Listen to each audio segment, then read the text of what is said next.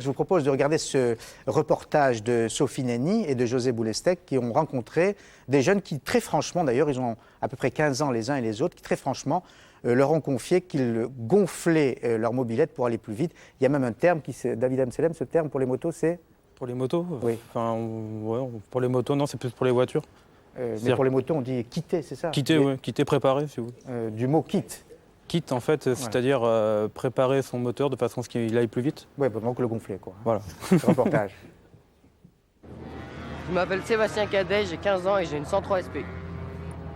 Je m'appelle Stéphane Noël, j'ai 15 ans et j'ai un SR50. Je m'appelle Bruno Olivier, j'ai 15 ans et j'ai une 103 SPX. Je m'appelle Geoffrey Bruego, j'ai 16 ans et j'ai un Aprilia Area 51.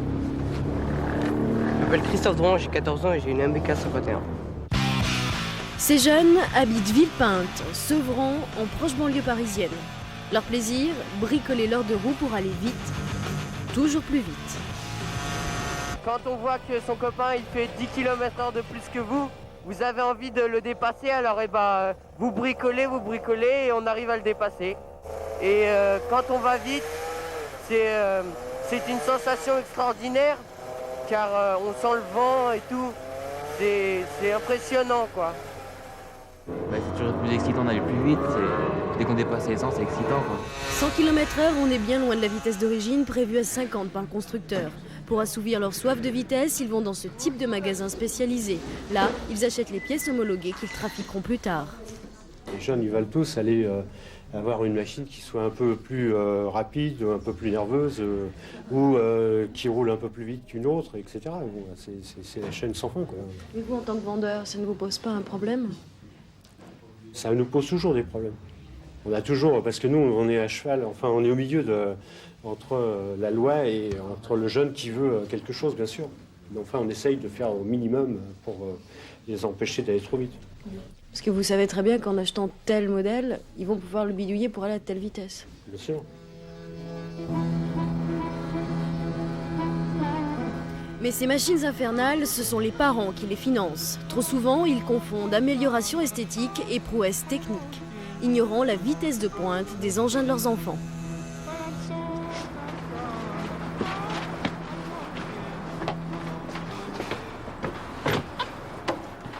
Oui, il roule. Bon, il a un scooter, c'est fait pour rouler, donc je le laisse rouler avec. Donc ça, j'aurais interdit d'avoir un scooter. Maintenant, qu'il aille plus vite que la vitesse autorisée. Bon, je ne vois pas toujours ce qu'il fait sur son scooter. Est-ce que vous étiez au courant que Jérôme roulait à plus de 50 à l'heure? Non, pas du tout. Pas contente de le savoir. Hein. Et qu'est-ce que vous en pensez? Ça me plaît pas du tout. Jérôme? C'est trop tard maintenant. C'est foutu.